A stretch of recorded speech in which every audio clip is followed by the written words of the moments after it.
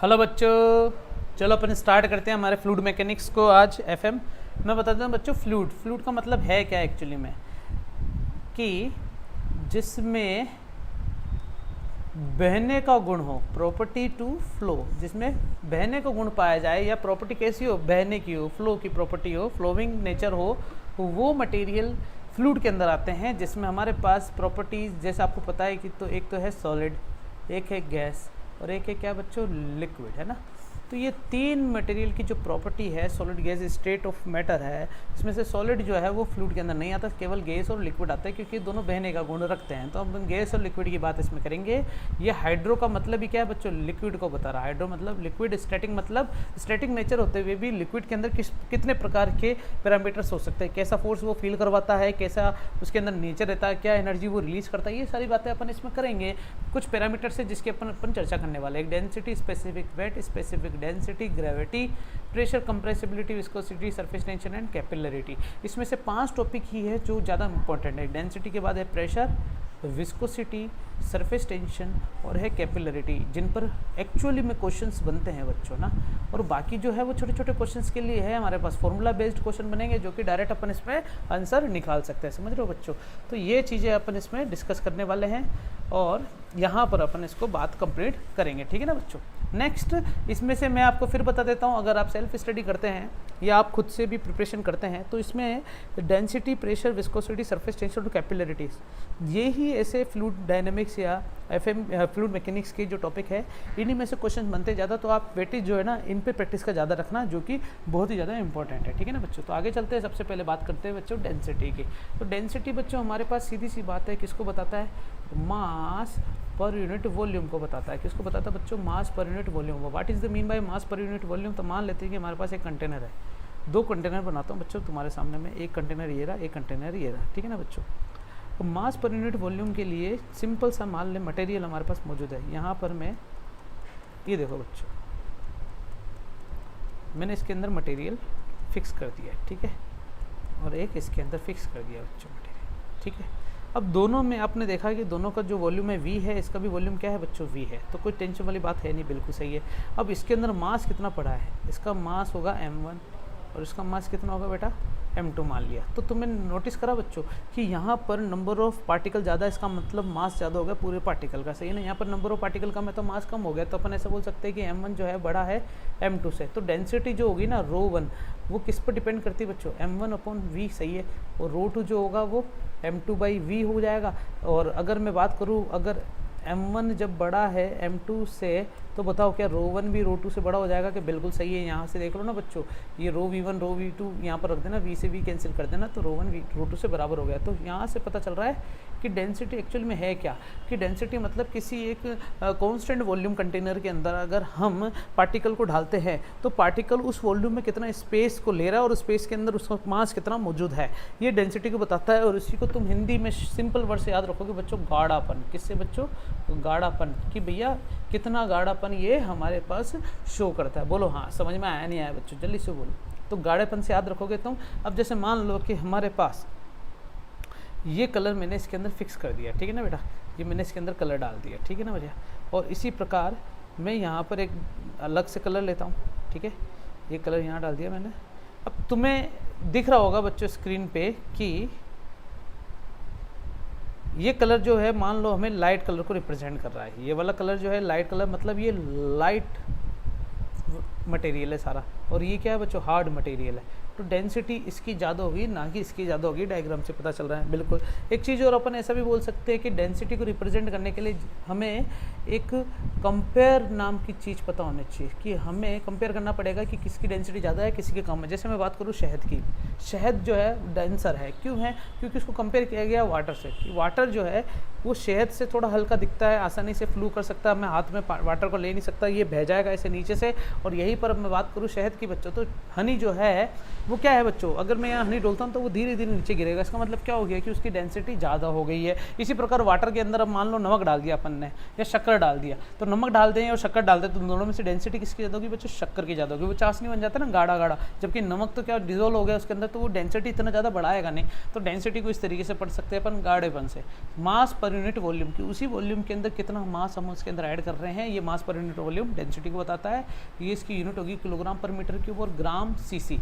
ये ग्राम सीसी क्या है? सी का मतलब होता है बेटा सेंटीमीटर पर क्यूब लगा दो, या फिर इसको बोलेंगे बेटा क्यूबिक सेंटीमीटर। क्या बोलेंगे? Cubic centimetre. याद रख लोगे क्या? बोलो हाँ, समझ में आया? Cubic centimetre. तो यहाँ से हम इसकी बातें कंप्लीट कर सकते हैं, कोई ज़्यादा बड़ी हार्ड एंड फास्ट चीज़ें नहीं है बच्चों। ठीक है बच्चों, क्या आगे चल सकते हैं क्या अपन? हाँ या ना बच्चों? चलेगा कि नहीं चलेगा? पक्का बच्चों पक्का? ठीक है, नेक्स्ट अपन आगे चलते हैं बच्चों। हमारे पास कुछ स्पेशल चीज़ें हैं जिसके बारे में अपन बात करने वाले हैं ना, कुछ की पॉइंट्स जो मैं तुम्हें बताना चाहता हूँ ना। जैसे मान लो तुम्हें याद है बच्चों, हमने रेजिस्टेंस देखा है, कॉम्बिनेशन और रेजिस्टेंस। तुमने कैपेसिटर का कॉम्बिनेशन भी देखा होगा, तुमने लो टेम्परेचर और हाई टेम्परेचर कंटेनर के लिक्विड को भी आपस में मिलाते हुए देखा होगा। अब अपन क्या करेंगे, किसी एक कंटेनर में एक तरफ तो क्या रखेंगे बच्चों अपन? डिफरेंट टाइप्स ऑफ लिक्विड रखेंगे, और एक तरफ अपन क्या रखेंगे बेटा? अलग टाइप का लिक्विड रखेंगे ना।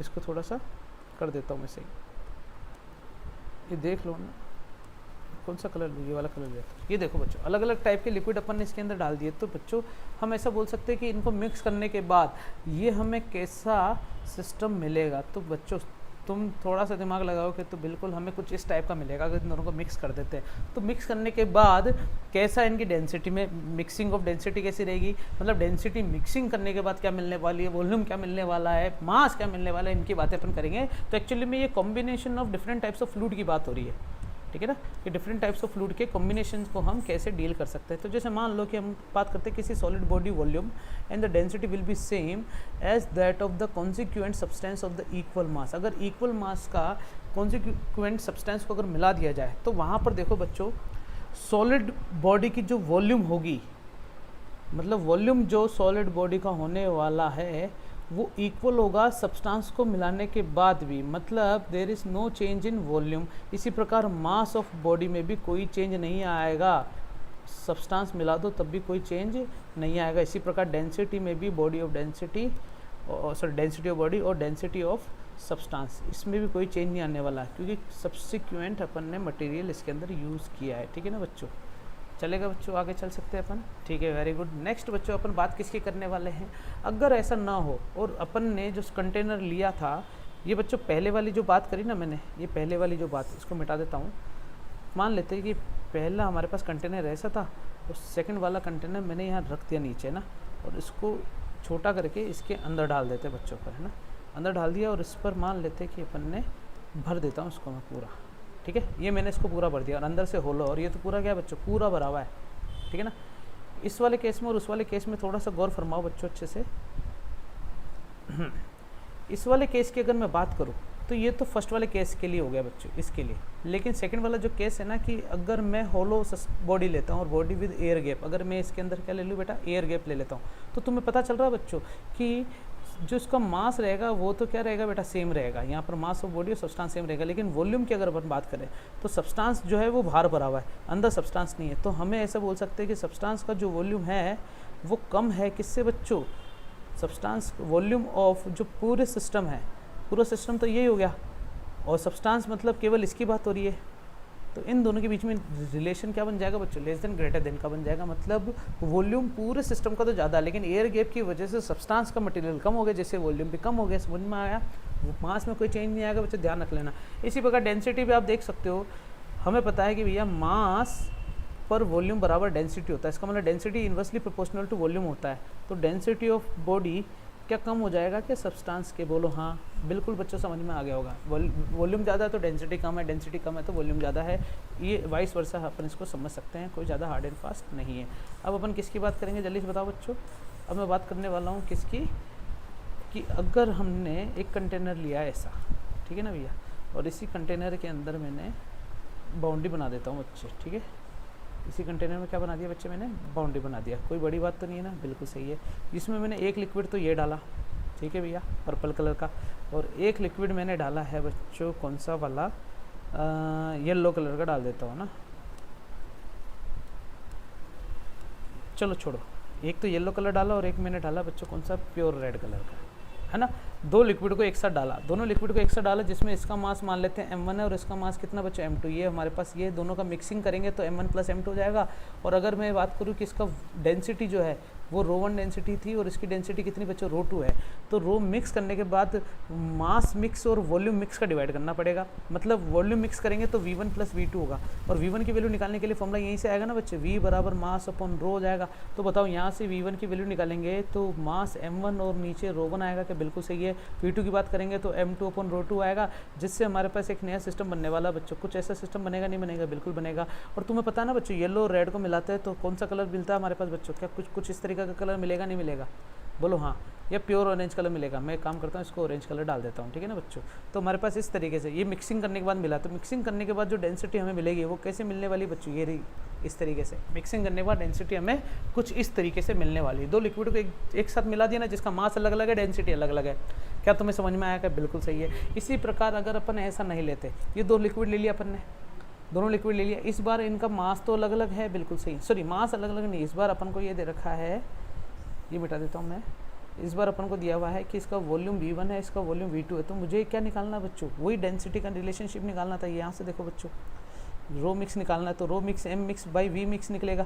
तो मास हमें दिया हुआ नहीं है, तो मास निकालने के लिए m1 प्लस m2 जो कि किसके बराबर हो जाएगा, यहाँ से क्या रो v के बराबर हो जाएगा क्या, तो m1 की वैल्यू हो जाएगी रो1 v1 और m2 की वैल्यू हो जाएगी बेटा रो2 v2। इसकी वैल्यू उठा के यहाँ रख दिया और काम हो गया हमारे पास बच्चों। तो रो मिक्स यहाँ से जो मिला है और यहाँ से जो मिला है, इन दोनों फॉर्मूले को तुमने डिसीजन ले लिया होगा बच्चों अच्छे से। बस इस वाले केस में क्या है बच्चों, मास और डेंसिटी दिया हुआ हमें, और इस वाले केस में बच्चों रो वॉल्यूम और डेंसिटी दिया हुआ बच्चों अपन को, ठीक है ना। तो इस तरीके से अपन निकाला जा सकता है और अलग अलग टाइप से अपन क्वेश्चन कर सकते हैं। इसी के अंदर देख लो बच्चों, अगर m1 m2 को बराबर कर दे इसी केस में, तो हमारे पास ये फॉर्मूला मिलने वाला है। जरा सोल्व करके देख लेना बच्चों, आ जाएगा समझ में। ये मिटा दूँ मैं, ठीक है ना, देख लो एक बार अच्छे से कि अगर अपन ऐसा करते कि रो मिक्सर जो मुझे मिला है वो m1 plus m2 divided by m1 upon rho one और m2 बाई रो2, तो ऊपर तो हो गया बेटा m प्लस m, नीचे आ गया m common 1 by rho one 1 by rho two, m और m कितना हो गया बेटा 2m, नीचे आ गया m, कैल्शियम लोगे तो रो1 रो2 डिवाइडेड बाय रो1 रो2, ठीक है, m से कैंसिल, तो ऊपर हो गया 2 रो1 रो2 डिवाइडेड बाय रो1 प्लस रो2। ये हमारे पास वैल्यू मिली है रो मिक्सर की, ये देख लो बच्चों। और यही चीज़ यहाँ पर लिख रखा है बच्चों हार्मोनिक मीन को, क्या लिख रखा है ये हार्मोनिक मीन। तो हार्मोनिक मीन और इसमें ये चीज़ लिख रखी होगी बच्चों अर्थमेटिक मीन, क्योंकि यहाँ पर v1 v2 को बराबर कर देंगे तो v सब काट दो, आंसर आ जाएगा रो1 प्लस रो2 बाई 2। तो अर्थमेटिक मीन और हार्मोनिक मीन होता क्या है, तो इसके लिए अपन वही पर्दा बाबा को बुलाएंगे नीचे बच्चों। ये पर्दा बाबा हमारे पास नीचे आ चुका है, ठीक है ना। तो हम बात करेंगे पहले ए पी की। ए पी के लिए फॉर्मूला होता था बच्चों ए प्लस डी, ए प्लस 2d, ए प्लस 3d, ऐसे चलता है। लास्ट में जाते जाते a plus n minus 1 into D. इनमें रिलेशनशिप क्या था बच्चों, एक्चुअली में ये था कि अगर ये a1 है, ये a2 है, ये a3 है, तो इन दोनों के बीच का जो डिफरेंस होता था ना d, वो a2 माइनस a1 के बराबर आता था, बिल्कुल सही है। और इन दोनों के बीच का डिफरेंस भी क्या आता था बच्चों, सेम आता था, ठीक है ना। d बराबर क्या आता था, a3 माइनस a2 के बराबर आता था। अगर मैं इन दोनों को एक दूसरे के बराबर लिखता हूँ तो a2 माइनस a1 बराबर आ गया a3 माइनस a2। a2 को यहाँ ले आऊँ बच्चों तो a2 प्लस a2 हो जाएगा, और a1 को वहाँ ले जाओ तो क्या आ जाएगा a1 प्लस a3। तो 2a2 बराबर आ गया a1 प्लस a3। तो a2 की वैल्यू कितनी मिल जाएगी, a1 और a3 का हाफ। मतलब क्या हो गया कि अगर हमारे पास a, b और c दे दे तो इसका अर्थमेटिक जो मीन होगा वो b आएगा, तो b की value a plus c by 2 के बराबर होगी। या फिर अगर a और b दो मटेरियल है, दो हमारे पास एलिमेंट दे रखे ए पी के, तो इसका एम जो होगा अर्थमेटिक मीन वो a प्लस बी बाई 2 होगा। ये अर्थमेटिक मीन को बताता है। इसी प्रकार हार्मोनिक मीन भी अपन को पता होना चाहिए। तो मैं इसका डायरेक्ट फॉर्मूला लिख दूँ बच्चों, हार्मोनिक मीन का फॉर्मूला होता है 2ab by a plus B. इस तरीके से तुम इसको रोट लो बच्चों, हार्मोनिक मीन का फॉर्मूला। और ज्योमेट्रिक मीन का फॉर्मूला होता है रूट ए बी, और अर्थमेटिक मीन का फॉर्मूला होता है बेटा a plus B by 2। Arithmetic mean का मैंने बता दिया, जीएम का भी निकाला जा सकता है, एचएम का भी निकाल सकता है ना। तो तुम इस तरीके से कोई भी क्वेश्चन कर सकते हो बच्चों। मैथमेटिकल टर्म है, इसको तुम्हें समझना जरूरी नहीं है वैसे, है ना, ठीक है।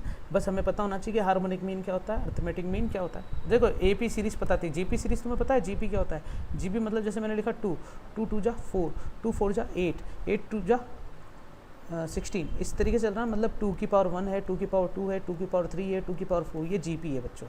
और HP क्या होता है? हार्मोनिक प्रोग्रेशन, है ना। HP के बारे में बताऊँ मैं क्या होता है? HP का मतलब होता है, इसको बताऊँ मैं, AP तो तुम सबने देखा है बच्चों, ठीक है ना बेटा, AP तो तुम सबने देखा है।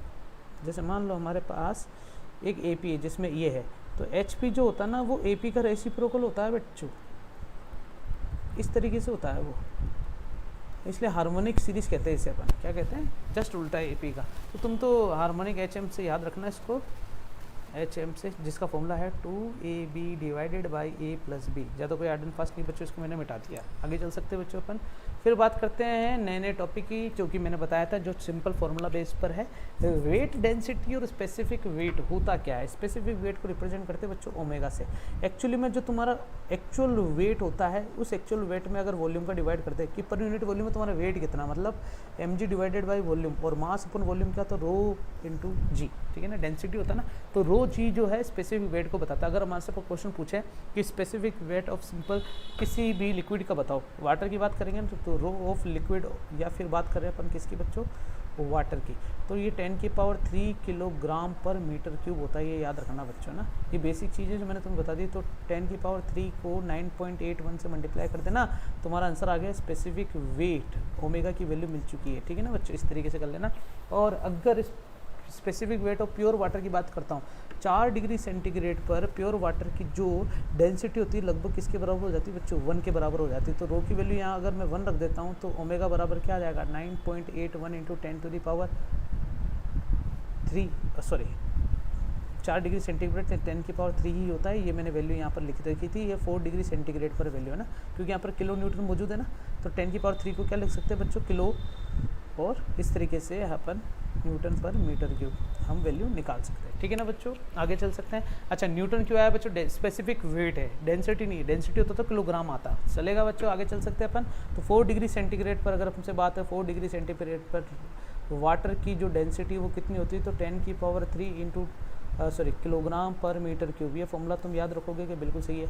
अगला टॉपिक आता है बच्चों रिलेटिव डेंसिटी। क्या आता है बच्चों, रिलेटिव डेंसिटी। तो what is the mean by relative density, तो रिलेटिव डेंसिटी है बच्चों हमारे पास, नाम में पता चल रहा है रिलेटिव। रिलेटिव मतलब हमें क्या पढ़ना पड़ेगा बच्चों, कंपेयर करना पड़ेगा, किसके साथ बच्चों, कंपेयर करना पड़ेगा अपन। सबसे पहले क्या करना पड़ेगा बच्चों, कंपेयर करने के लिए हमारे पास होना तो चाहिए, जैसे मैं बात कर रहा हूँ शहद की डेंसिटी ज़्यादा होती है वाटर से, तो वाटर से कंपेयर किया गया। इसी प्रकार डेंसिटी कंपेयर करने के लिए वाटर को ही रेफरेंस लिया जाता है। तो अगर हम किसी भी लिक्विड की डेंसिटी निकाल रहे with respect to the water, तो इनका रेशियो रिलेटिव डेंसिटी कहलाता है। क्या कहलाता है बेटा, रिलेटिव डेंसिटी कहलाता है। समझ में आया, एक बार फॉर्मूला रीड करो।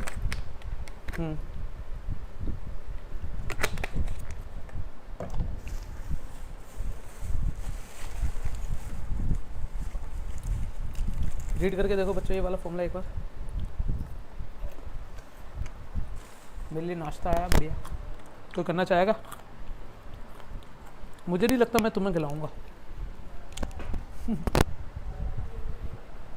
तो ये बच्चों रिलेटिव डेंसिटी, मतलब रिलेटिव डेंसिटी अपन किसी का भी निकाल सकते हैं, हनी का भी निकाल सकते हैं, ऐसा वाटर जिसकी डेंसिटी ज़्यादा हो, ठीक है, with reference to the water. याद रहेगा बच्चों।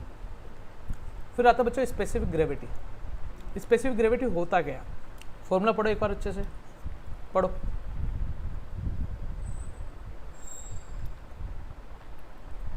क्या लिखा हुआ फॉर्मूले में, बताओ।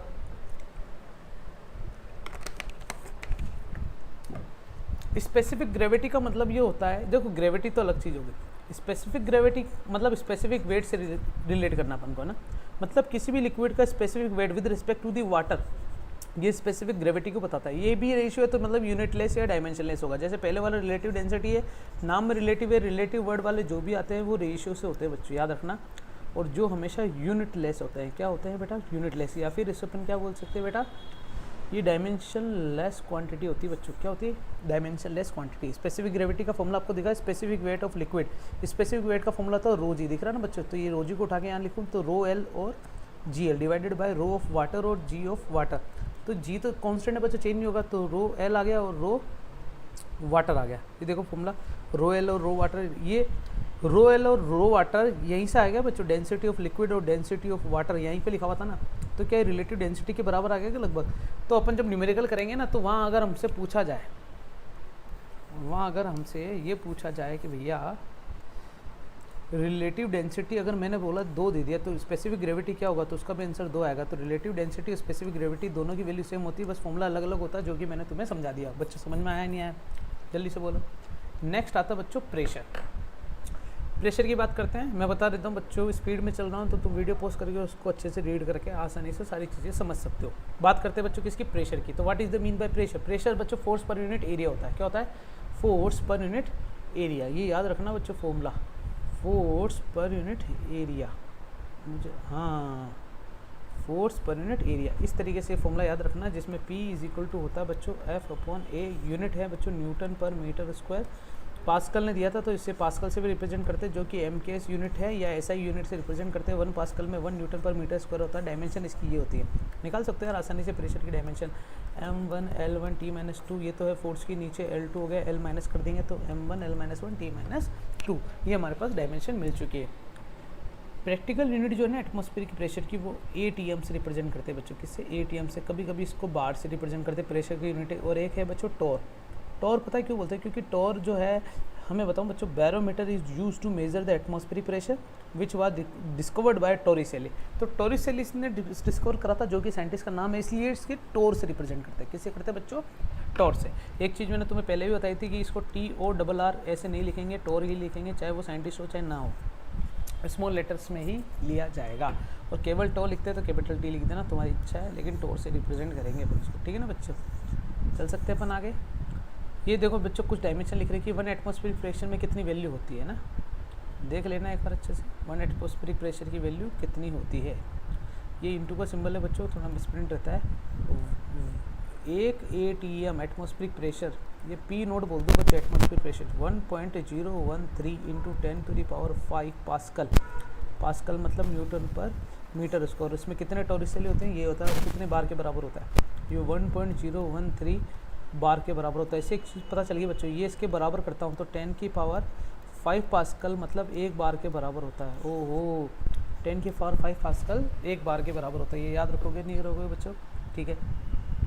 फिर आता है बच्चों 10.33 मीटर ऑफ वाटर। ये भी बच्चों प्रेशर की यूनिट है। मीटर ऑफ वाटर का मतलब बताऊँ क्या है, ये चीज़ तुम्हें पता चलेगी, इसको तुम याद रखना, मीटर ऑफ वाटर। फिर भी मैं बता देता हूँ बच्चों, इसको निकालने के लिए हम 3 प्रेशर की बात करने वाले हैं ना, टाइप्स ऑफ प्रेशर में। एक एब्सोल्यूट गेज प्रेशर और एक एटमॉस्फेरिक एब्सोल्यूट और गेज प्रेशर। इनकी बात करते करते शायद ये वाली चीज़ तुम्हें अच्छे से समझ में आ जाए कि ये 10.33 मीटर ऑफ वाटर, इसका मतलब क्या लिखा हुआ है। मैं बताता हूँ बच्चों इसका मतलब है क्या, ठीक है ना, धीरे धीरे देखते हैं। एटमॉस्फेरिक प्रेशर फॉर्मूला में पता चल गया 1.013 इंटू 10⁵, या फिर इसको लिख सकते हैं 1.013 बार, मतलब 1 बार के बराबर हो गया एक तरीके से, लगभग 1 के आसपास मानते हैं अपन इसको। ठीक है ना बच्चों, याद रखोगे इसको, very good. Next, atmospheric pressure को नापने के लिए टॉरिसेली ने बैरोमीटर नाम का एक इंस्ट्रूमेंट बताया था, जिससे एटमॉस्फेरिक प्रेशर मेजर किया जाता है। और एटमॉस्फेरिक प्रेशर एक्चुअली में सी लेवल पे निकाला जाता था बच्चों। देखो ये तुम्हें डायग्राम दिख रहा है बच्चों, ये एक्चुअली में क्या है, सी लेवल है। यहाँ पर मान लो सी लेवल का एक कॉलम ले लिया मैंने कि इस पर कितना प्रेशर लग रहा है, तो मैंने एक एरिया ले लिया 1 मीटर स्क्वायर, और इसी एरिया के लिए हम एटमॉस्फेरिक प्रेशर निकाल सकते हैं कि भैया अगर एटमॉस्फेयर में प्रेशर नहीं होता तो सी लेवल का जो वाटर लेवल है ना, वो कभी भी ऊपर उछाल मार सकता है। जैसे तुम्हें पता है ना बच्चों, ज्वार आता है, ज्वार, ठीक है ना, ज्वार या फिर पानी की लहरें ऊपर उठती है समुद्र के अंदर, तो वहाँ पर अपन ऐसा बोल सकते हैं कि एटमॉस्फेरिक प्रेशर क्या है बच्चों, वहाँ कम हो रहा है। तो एटमॉस्फेरिक प्रेशर जो है वो मेंटेन करके चलता है कि सी लेवल वाटर को ग्राउंड लेवल पे बना के रखे, सी लेवल पे बना के रखे। समझ में आया ना बच्चों। Atmospheric pressure varies from place to place and the particular place from time to time. ये लाइन याद रख लेना बच्चों, प्लेस के अकॉर्डिंग एटमॉस्फेरिक प्रेशर चेंज होता रहता है। अपन ये जो कांस्टेंट लिया ना, तो ये अपन ने कहाँ पर लिया बच्चों, आइडियल केस के लिए लिया, नहीं तो अपन एटमॉस्फेरिक प्रेशर जो है वो प्लेस टू प्लेस चेंज किया जा सकता है। ठीक है ना बच्चों, ओके।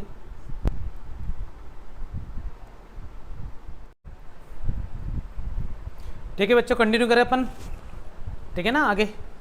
तो यहाँ पर अब अपन बात करेंगे बच्चों गेज प्रेशर। अब गेज प्रेशर का मतलब होता क्या है एक्चुअली में, ठीक है ना।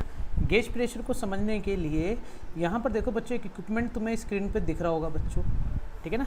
Gauge pressure is always major with the help of manometer. तो हमारे पास यहाँ पर ये मैनोमीटर हमें दे रखा है, ठीक है ना बच्चों।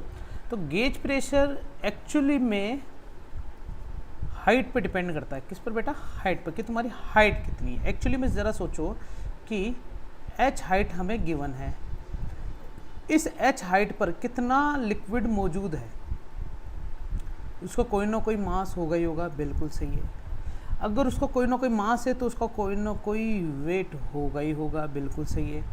वेट भी लेना है स्पेसिफिक वाला, मतलब रो जी लेना है, मतलब यहाँ वेट एम जी काम नहीं आएगा, यहाँ रो जी काम आएगा। अगर ये रो जी वेट काम आ रहा है तो उस पर जो प्रेशर होगा बच्चों, प्रेशर वो किसके बराबर आएगा? रो जी इंटू एच। जितनी ज़्यादा हाइट पर होगा वो स्पेसिफिक वेट वो उसके प्रेशर को बताएगा, जो कि किसके बराबर होता है? गेज प्रेशर के बराबर होता है। ये हमें पता होना चाहिए। और गेज प्रेशर डायरेक्टली प्रोपोर्शनल होता है हाइट के। जितनी ज़्यादा हाइट होती है गेज प्रेशर उतना ज़्यादा होता है। ये तुम्हें याद रखना बच्चों, याद रख लेना। तुम्हें याद है पोटेंशियल एनर्जी का फॉर्मूला होता था mgh। Potential energy per unit volume ही गेज प्रेशर को रिप्रेजेंट कर दो बच्चों, इससे भी याद रख लेना, ठीक है ना बच्चों। mgh, m बाई वॉल्यूम तो क्या हो जाएगा? डेंसिटी हो जाएगा कि ये वाला, ये देखो ना, रो हो गया, ये g है और ये h हमारे पास पहले से ही है, तो ये हो गया बच्चों गेज प्रेशर। अब सुनो ज़रा, अगर मैं यहाँ पर हमारे पास इस बाबा को बुला लिया जाए और इसको पूरा मिटा दिया जाए वापस, इसमें नया पेज क्यों नहीं आता यार? गलत बात है ना ये तो। हाँ चलो छोड़ो, इसको तो हटाओ, अपन ही लेते हैं नया पेज। इसमें कहाँ पर आ गए अपन? इसको ले लिया ना अपन ने, ठीक है, इस पर आ जाते हैं अपन और इसको पूरा मिटा दिया, ठीक है ना। अब मान लो हमारे पास एक कंटेनर है, कंटेनर के यहाँ तक, कहाँ तक बेटा? पहले तो इसको डिफरेंशिएट कर ही देते हैं अपन, ठीक है ना बेटा। कंटेनर के यहाँ तक मान लेते हैं कि पानी भरा है, यहाँ तक, ठीक है ना। हमें लगना चाहिए कि यहाँ तक इसमें पानी भरा हुआ है, बिल्कुल सही है। तो ये पानी के ऊपर कौन कौन सा प्रेशर काम कर रहा है, ठीक है ना, बात करें अपन। तो सबसे पहले तो इस पर काम करेगा बच्चों हमारे पास येलो कलर वाला प्रेशर, जिसे अपन बोलेंगे P not at TM, atmospheric pressure काम करेगा, जो कि इसके लेवल को बना के रखेगा, सही है। फिर उसी के साथ ये पानी जो है वो कितनी हाइट लेवल पर है बच्चों? h हाइट लेवल पर है। तो h हाइट लेवल के लिए इस पानी का कोई ना कोई स्पेसिफिक वेट होगा, रो जी। तो एक गेज प्रेशर भी आएगा, P है ना, P गेज प्रेशर, वो किसके बराबर आएगा बेटा? रो जी एच के। तो एक्चुअल प्रेशर कितना लग रहा है बच्चों? एक तो हो गया एटमॉस्फेरिक प्रेशर और एक लग रहा बच्चों इस पर P कौन सा? Gauge pressure. ये टोटल प्रेशर जो कहलाता है इसे अपन बोलते हैं बच्चों एब्सोल्यूट प्रेशर, ये याद रखना है। तो P एब्सोल्यूट जो होगा वो P नॉट एटमॉस्फेरिक प्रेशर और P जी मतलब गेज प्रेशर के बराबर होता है। और यहीं से अगर मैं P नोट निकालूँ, ये P गेज निकालता हूँ, ये P absolute minus P note के बराबर, इस फॉर्मूले को भी यूज़ कर सकते हो। और P GAUG गेज प्रेशर का फॉर्मूला मैंने बता दिया बच्चों, रो जी एच के बराबर होता है। तो P एब्सोल्यूट का फॉर्मूला हमारे पास क्या बन चुका है? P note plus rho g H. बोलो हाँ, समझ में आया नहीं आया? जल्दी से बोलो हाँ, जल्दी से बोल दो बच्चों हाँ। यहाँ तक पक्का समझ में आ गया? कुछ क्वेश्चन देखते तुम्हारे लिए सामने, कुछ क्वेश्चन लेके आता हूँ मैं बच्चों, 2 मिनट है ना। देखो जरा स्क्रीन पे देखो बच्चों, गेज प्रेशर, एब्सोल्यूट प्रेशर, इन प्रेशर की बात करने के बाद हमारे पास आता है एक तो पास्कल लो। पास्कल लो एक्चुअली में प्रेशर के ऊपर देने वाला लो था। एक्चुअली में क्या था, पास्कल ने ये बोला था कि मान लो हमारे पास एक कंटेनर है, इसी के अंदर बनाता हूँ बच्चों मैं, ठीक है ना, इसी को कॉपी कर लेता हूँ। हो जा भाई कॉपी, हाँ यहाँ पर आ जा, बंद कर देता हूँ पूरा, ठीक है ना। मान लो हमारे पास क्या है बच्चों, एक कंटेनर ले लेता हूँ, ये ले लिया बच्चे मैंने कंटेनर, ठीक है ना। क्या ले लिया बच्चे मैंने? कंटेनर ले लिया, जिसके अंदर क्या भरा हुआ बच्चों? पूरा पानी भरा हुआ अंदर, तो पूरा पानी भरा हुआ। तो पानी भरने के लिए कौन सा कलर लिया जाए? मेरे ख्याल से कलर सही है, हाँ ये है ना कलर वाली बात। और इसके चारों तरफ, एक इस तरफ, एक इस तरफ, एक इस तरफ और एक इस तरफ, हमने क्या लगा दिया बच्चे? पिस्टन सिस्टम लगा दिया बच्चे। क्या लगा दिया? सिलेंडर और पिस्टन सिस्टम लगा दिया यहाँ पर, सिलेंडर और पिस्टन सिस्टम। समझ में आया? पक्का ना बच्चे? इसमें से इस वाले पोर्शन को मैं हटा देता हूँ, क्योंकि यहाँ पर भी पानी भरा हुआ लगना नहीं चाहिए ना कि पानी भरा हुआ है या नहीं। बिल्कुल सही है बच्चों, यहाँ पर भी पानी भरा हुआ है और यहाँ पर भी पानी भरा हुआ है और यहाँ पर भी पानी भरा हुआ है। ठीक है, तो भैया ये पानी हमने यहाँ पर भर दिया बहुत सारा। ठीक है भैया, पानी के पार्टिकल होंगे तो यहाँ पर ये पानी हमारे पास भरा हुआ है। ठीक है ना भैया। अगर मैं किसी एक साइड पर प्रेशर अप्लाइड करता हूँ, यहाँ पर मैंने इसको फोर्स लगाया, एक्चुअली प्रेशर अप्लाई नहीं करा बच्चों, क्या लगाया बच्चों, मैंने यहाँ पर फोर्स लगाता हूँ। तो फोर्स पर यूनिट इतने से एरिया पर अगर मैं फोर्स लगाता हूँ तो एक्चुअली प्रेशर लगा रहा हूँ, फोर्स पर यूनिट एरिया। तो उससे प्रेशर जो होगा वो रिलीज़ होगा, इक्वली डिस्ट्रीब्यूटेड होगा सभी डायरेक्शन। मतलब जितना प्रेशर इस साइड पे लगेगा पिस्टन पर, उतना ही प्रेशर इसको भी फील होगा, उतना ही प्रेशर इसको भी फील होगा, क्योंकि बच्चों फोर्स पर यूनिट एरिया है, एरिया सबका कांस्टेंट हो गया, तो फोर्स भी इक्वली डिस्ट्रीब्यूट होगा, जिससे प्रेशर भी क्या रहेगा बच्चों, कांस्टेंट रहेगा। ये पास्कल का लॉ था। और पास्कल के लॉ में एक तो ये तरीका आ गया, मतलब अगर मैं यहाँ प्रेशर लगाता हूँ, मान लो इसने 3 mm का डिस्प्लेसमेंट किया, तो ये 1 mm खसकेगा, ये भी 1 mm खसकेगा और ये भी 1 mm खसकेगा। समझ रहे बच्चों, मतलब 1 mm या 2 mm या 3 mm, लेकिन इक्वल खसकने वाले हैं ये। ठीक है ना बच्चों। इसी प्रकार यहाँ पर गौर फरमाओ, एक एक्सपेरिमेंट हमारे पास शो कर रखा है बच्चों, हाइड्रोलिक प्रेस दिख रहा है बच्चों, हाइड्रोलिक लिफ्ट या हाइड्रोलिक प्रेस। कार को लिफ्ट करने के लिए हाइड्रोलिक प्रेस नाम की एक यूनिट होती है। ये है बच्चों हमारे पास वॉल्व है ना, वॉल्व को बंद करा जा सकता है, खुला कर सकते हैं ना, नल का वॉल्व होता है ना। जैसे यहाँ पर तुमने फोर्स लगाया A1 एरिया पर, तो प्रेशर ये हो गया, जिससे यहाँ पर फोर्स डेवलप हुआ A2 एरिया पर। तो तुम्हें पता है प्रेशर जो मैं लगा रहा हूँ P1 और प्रेशर जो P2 वो दोनों बराबर होंगे। तो P1 की वैल्यू क्या हो जाएगी बच्चों, F/A1, और इस पर क्या हो जाएगा बच्चे, F1 F2/A2, ये दोनों बराबर होंगे है ना, F1/A1 F2/A2, ये दोनों बराबर हो गए। तो यहाँ से एक इंटू वाला सिंबल आ गया बेटा। तो यहाँ से F2 की वैल्यू होगी कि कितना फोर्स इस पर लगने वाला था, F1/A1 इंटू A2/A1। तो A2/A1 को इस तरीके से लिख दो, इंटू F1 से मल्टीप्लाई कर दो, तो तुम्हें क्या मिल जाएगा बच्चों, F2 मिल जाएगा। ये पास्कल का लॉ है, और पास्कल लॉ के कुछ अजम्पशन देख लो बच्चों। The pressure in the fluid at rest is same as the point of gravity is ignored. मतलब ग्रेविटी अगर हम नहीं माने तो प्रेशर हर पॉइंट पर क्या माना जाता है बच्चों, इक्वल माना जाता है। मतलब अगर कंटेनर है और यहाँ पर बच्चों मैं क्या भर देता हूँ, इतने से सेक्शन पर भर देता हूँ बच्चों पानी, क्या भर दिया बच्चों मैंने, इतने से सेक्शन पर पानी भर देता हूँ ना। तो इस वाले केस में होगा क्या एक्चुअली में, ठीक है, अगर मैं यहाँ पर पानी भर देता हूँ तो इस वाले केस में होगा क्या कि प्रेशर जो होगा ना इस साइड पर, हर साइड पर, ग्रेविटी को इग्नोर कर दिया जाए तो हर साइड पर इक्वल होगा। लेकिन अगर ग्रेविटी है तो यहाँ पर प्रेशर ज़्यादा होगा, और दीवार पे तो प्रेशर है ही। अगर ग्रेविटी को इग्नोर करते तो हर पॉइंट पर प्रेशर समान होगा, इक्वल होगा। The liquid exert equal pressure in all direction, सही बात है। If the pressure is an enclose fluid is change at a particular point, the change in transmitted to every point to the fluid and to the wall and container without being diminished in magnitude. मतलब अगर किसी भी एक point पर pressure को increase करते हैं, यहाँ पर थोड़ा सा फोर्स लगा दिया, प्रेशर बढ़ गया, तो प्रेशर क्या होगा, इक्वली पार्टिकल से पार्टिकल प्रेशर जाता है बच्चों, है ना। पार्टिकल टू पार्टिकल प्रेशर क्या होता है, इक्वली जाता है। जैसे मान लो कि यहाँ पर एक पार्टिकल को फोर्स मिला तो ये प्रेशर आगे ट्रांसफ़र हुआ, ये प्रेशर आगे ट्रांसफ़र हुआ, ये प्रेशर आगे ट्रांसफ़र हुआ, वॉल टू वॉल चल सकता है बच्चों। तो ये हमने बता दिया मैग्नीट्यूड में चेंज किए बिना। अगर मैंने बोला यहाँ पर भी 2 पास्कल का प्रेशर लगाया तो 2 पास्कल का ही आगे ट्रांसफ़र होता रहेगा, प्रेशर चेंज होता रहेगा। पास्कल लो कहाँ का आता है बच्चों, एक हाइड्रोलिक जैक्स में आता है, लिफ्ट में आता है, प्रेसेस में आता है और ब्रेक के अंदर। हाइड्रोलिक ब्रेक देखा है आप सबने बच्चों, डिस्क ब्रेक नाम सुना हो ना बच्चों, वो हाइड्रोलिक ब्रेक है एक्चुअली में। डिस्क ब्रेक देखा है ना बच्चों, वो एक्चुअली में क्या हाइड्रोलिक ब्रेक ही है, क्योंकि उसमें बच्चों क्या होता है, लिक्विड भरा जाता है। हाँ या ना बच्चों, ठीक है ना, डिस्क ब्रेक में लिक्विड भरा रहता है ना, ठीक है। तो ये हाइड्रोलिक ब्रेक है। हाइड्रोलिक सस्पेंशन सिस्टम भी देखा होगा बच्चों तुमने, पहले शो कराते थे स्प्रिंग वाले, लेकिन आजकल लिक्विड भरे हुए आते हैं ना, जिसमें ऐसे बोलते हैं ना ऑयल सील ब्रेक हो गई है, तो वो भी क्या हाइड्रोलिक जैक्स बोल सकते हैं या फिर शोकर्स बोल सकते हैं अपन।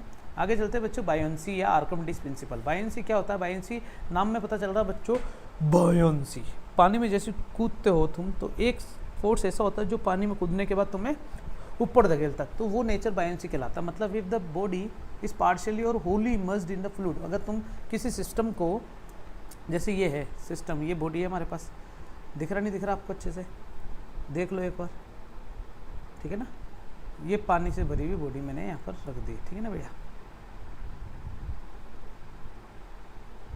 ये क्या है ओहो हो दुर्र, पता नहीं क्या क्या चीज़ आती रहती है, इससे क्या है। हाँ, इसके अंदर क्या भरा है बच्चों, ये ऑब्जेक्ट अपन ने यहाँ पर रख दिया है, ठीक है ना भैया। तो ऑब्जेक्ट रख दिया तो इसका मतलब ये यहाँ पर भैया इमर्स्ड हो रखा है, तो इस पर क्या हो रहा है कि कुछ अमाउंट का फोर्स ऊपर की तरफ लगता है कि भैया तू नीचे क्यों आया, ऊपर जा। तो इससे अपन क्या कहते हैं बच्चों, बायोंसी नेचर कहते हैं, और ये पूरा नेचर बायोंसी कहलाता है, और इस पर जो फोर्स फील होता है इसे बायोंट फोर्स कहते हैं, ठीक है ना बच्चों। इट एक्सपीरियंस, यहाँ पर इस लैंग्वेज को पूरा कंप्लीट करते हैं, it experience an upward force due to the fluid surrounding it, सही बात है। The phenomenon of the force exerted by the fluid on the body is called buoyancy and the force is called buoyant force and upthrust, इससे कहते हैं उत्प्लावक बल, है ना बच्चों, उत्प्लावन या उत्प्लावक बल कहते हैं, और इस प्रक्रिया को उत्प्लावन कहते हैं, ऊपर उठना। उत्प्लावन मतलब एकदम से बचीड़ पड़ना ऊपर की तरफ, भैया नीचे कूदा तो ऊपर, जैसे नॉर्मल रिएक्शन फोर्स होता है ना, किसी सरफेस पे फोर्स लगाते तो उतने अमाउंट पर नॉर्मल रिएक्शन फोर्स पीछे आता है, एक्शन रिएक्शन पेयर। वैसे फ्लूइड के अंदर एक्शन रिएक्शन पेयर तो नहीं बोलेंगे, लेकिन ये बायोंट नेचर कहलाता है, इससे बायोंसी फोर्स उसको फील होता है, ठीक है ना बच्चों।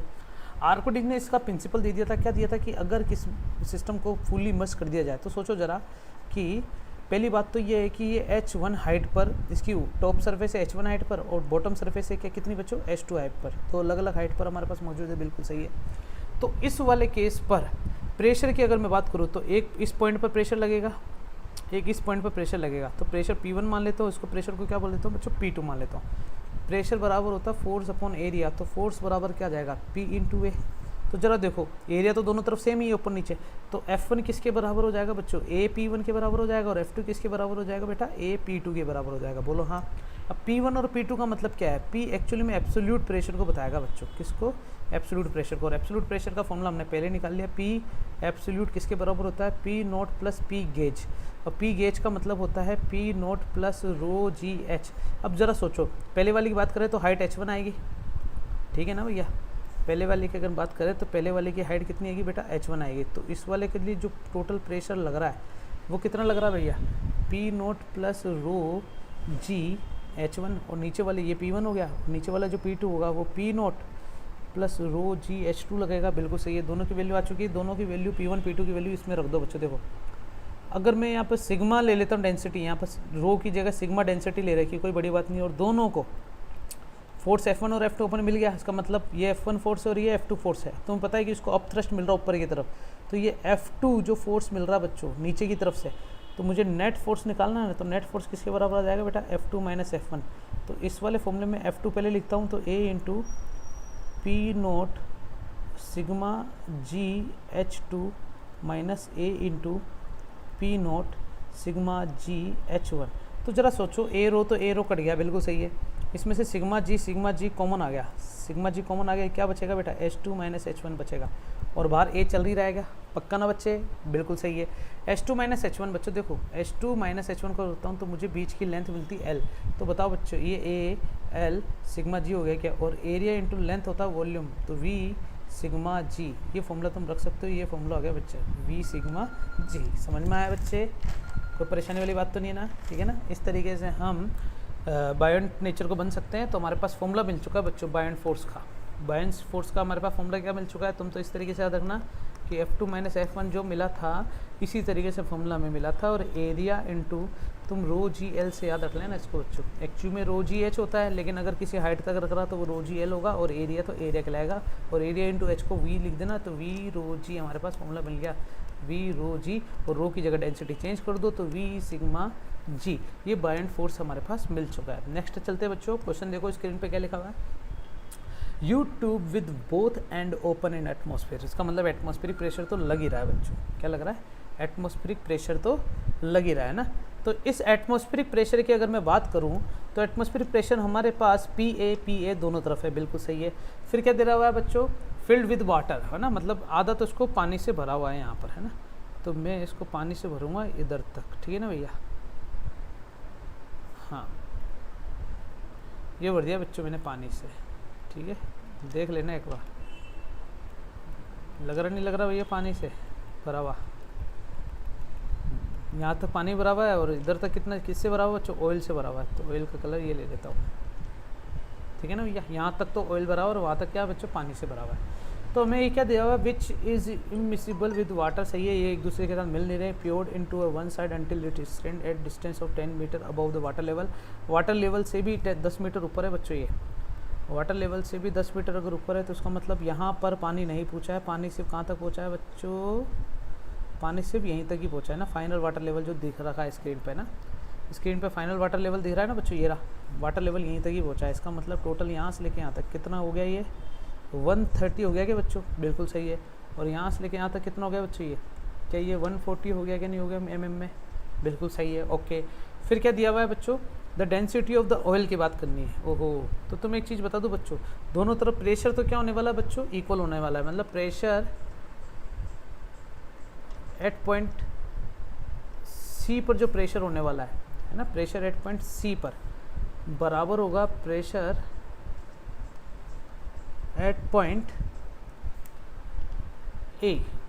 B, pressure at point B पर और सी पर जो प्रेशर होने वाला बच्चों सेम होने वाला, तभी क्योंकि वाटर लेवल यहाँ से सेम हो गया, तो इस वाले केस पर और इस वाले केस पर जो भी प्रेशर लगेगा पास्कल लॉ से क्या आने वाला बच्चों? सेम आने वाला, हमें ऐसे पता है। ठीक है ना भैया, कोई बड़ी बात नहीं है, सही है।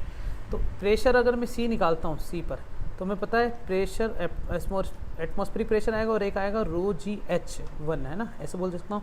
और पी बी की बात करूँगा तो पी नॉट एटमॉस्फेरिक प्रेशर और क्या आएगा बेटा? ρGH2।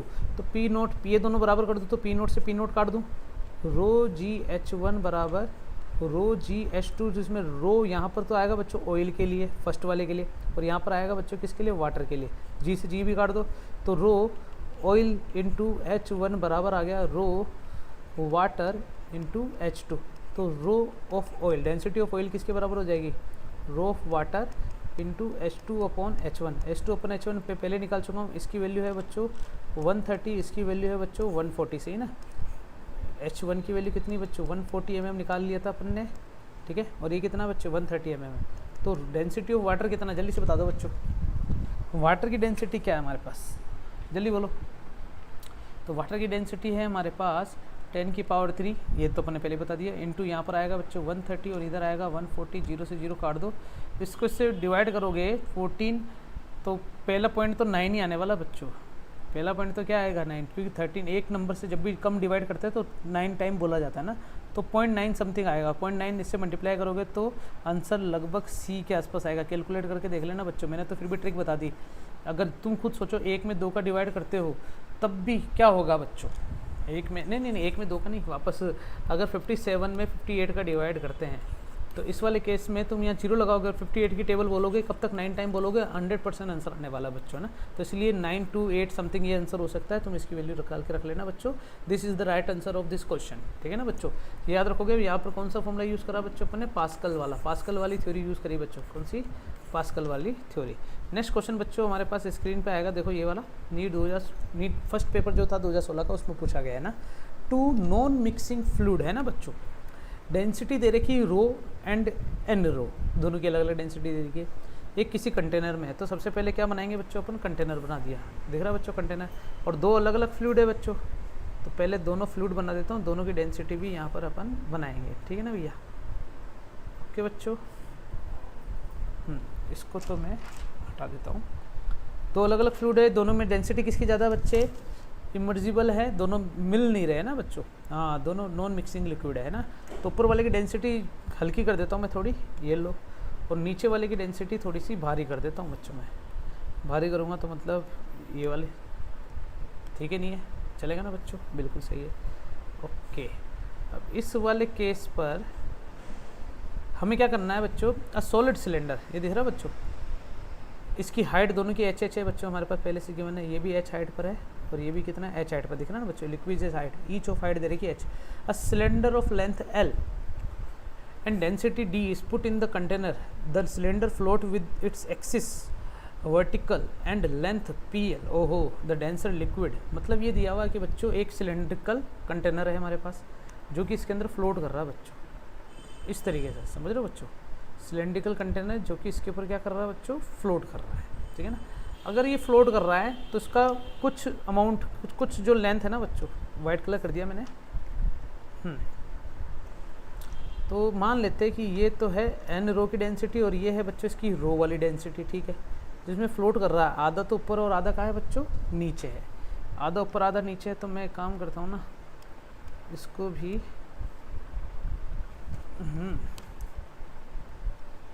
इसको मिटा देता हूँ,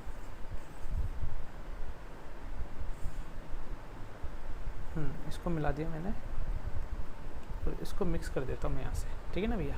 हाँ, ये वाटर लेवल हो गया। अब मैं सिलेंडर बनाऊँगा इसके अंदर, ठीक है नहीं है, छोड़ो, इसको भी मिटा देता हूँ, पीछे वाले को। मिट जाएगा क्या तू? मिट तो गया तो, लेकिन मज़ा नहीं आ रहा मेरे को। चलेगा, कोई बात नहीं।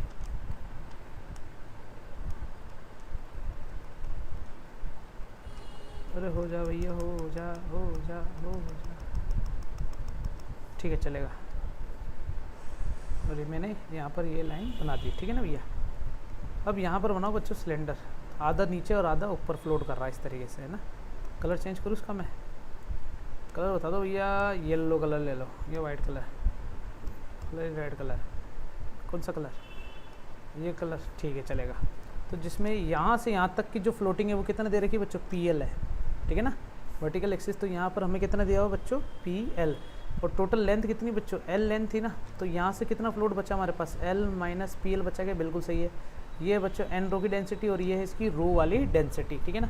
तो हमें निकालना, और इसकी डेंसिटी दे रखी बच्चों D, तो डेंसिटी D इज इक्वल तो हमें निकालना क्या है बच्चों? D डेंसिटी हमें फाइंड करना है। क्या निकालना है बच्चों? D डेंसिटी हमें फाइंड करना है। तो D डेंसिटी फाइंड करने के लिए कलर उठा लेता हूँ मैं तुम सबके लिए। यहाँ पर तुम्हें एक चीज़ तो पता चल गई कि इस पर कौन कौन सा प्रेशर लगने वाला है, ठीक है ना भैया। आधा ऊपर है और आधा नीचे है, तो डेंसिटी एक्चुअल निकालनी, डिपेंडेंसी निकालनी इसके अंदर, ठीक है ना बच्चों। तो ज़रा देखो, सबसे पहले इस पर जो प्रेशर लगेगा नीचे वाले की, अगर मैं बात करूँ नीचे वाले की, तो उसका वाइट कलर भी लेना पड़ेगा, तभी दिख पाएगा अपन को। यहाँ से लेके यहाँ तक कितना है बच्चे? PL है। कितना है बच्चे? PL है। तो इस वाले केस की अगर मैं बात करता हूँ, इधर आओ जाओ, तो इस वाले केस पर एरिया कितना लग रहा है बच्चों? एरिया तो वही लगेगा जो है एक्चुअली में, ठीक है ना।